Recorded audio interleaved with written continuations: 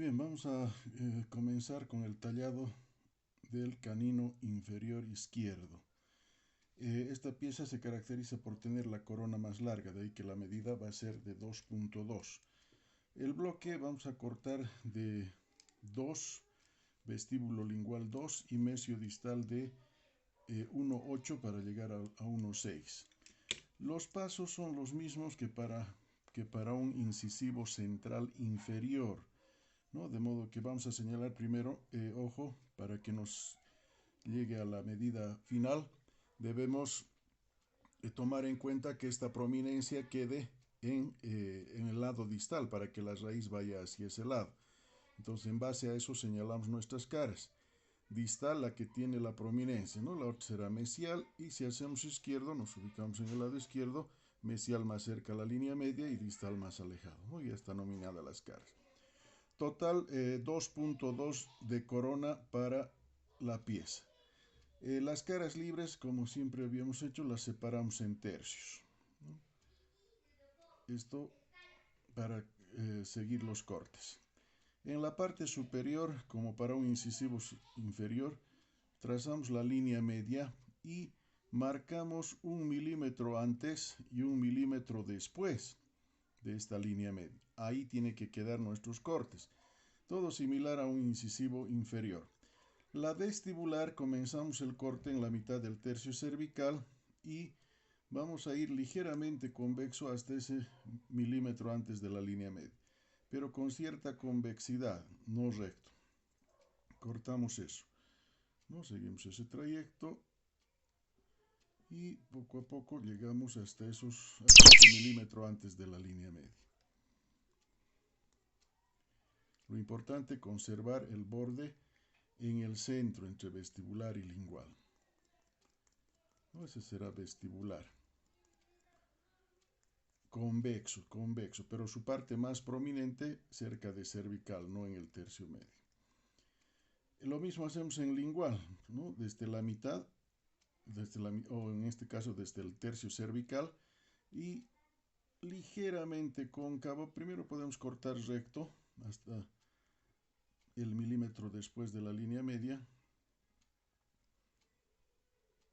hasta ahí, recto, y luego recién se hace una ligera concavidad, no mucho, así, no con un desgaste solamente. Listo, ya tenemos las caras libres convergentes hacia incisal, conservando siempre el centro. Bien, ahora pasamos a las proximales convergentes hacia lingual.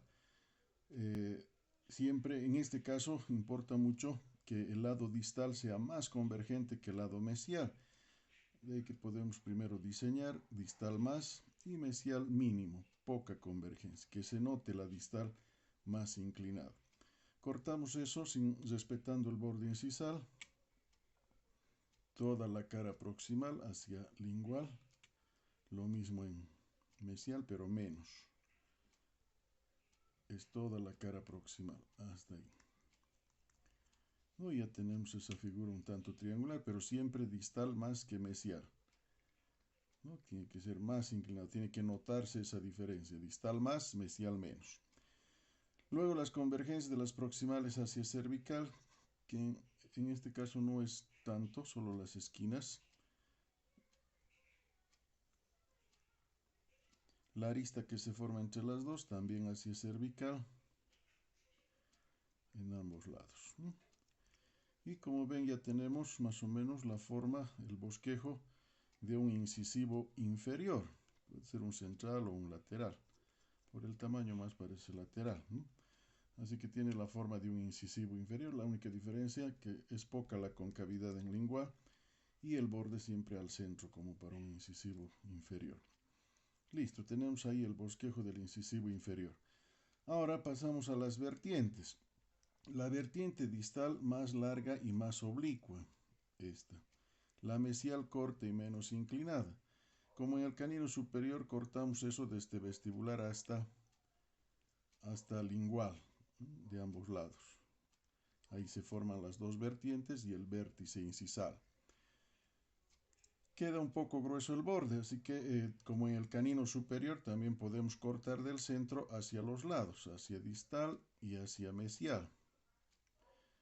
O gastar así simplemente, cosa que el centro quede más elevado.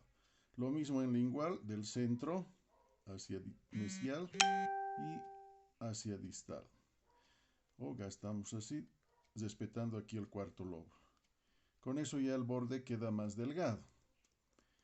En este caso del canino inferior, el vértice queda un poco más desplazado hacia mesial, más que en el superior. Y el ángulo distal siempre más romo, más redondeado. Listo. Ahora aquí para la cara lingual vamos a añadir un corte más, dividiendo esto en tercios, ¿no? Cervical, medio e incisal. Todo el tercio medio, desde esta línea hasta esta otra, le hacemos una ligera concavidad, pero solo en ese tercio. Esto, así, ¿no? Entonces una ligera concavidad solo en el tercio medio paralingual. Y en distal también vamos a tener una depresión. Dividimos más o menos todo el lado distal, desde el ángulo incisal hasta cervical, y nos ubicamos en la mitad, que sería aquí. Y hacemos un corte cóncavo hacia cervical. Esto en distal para la depresión. Y listo, hasta ahí pues ya tenemos los cortes para la porción coronaria.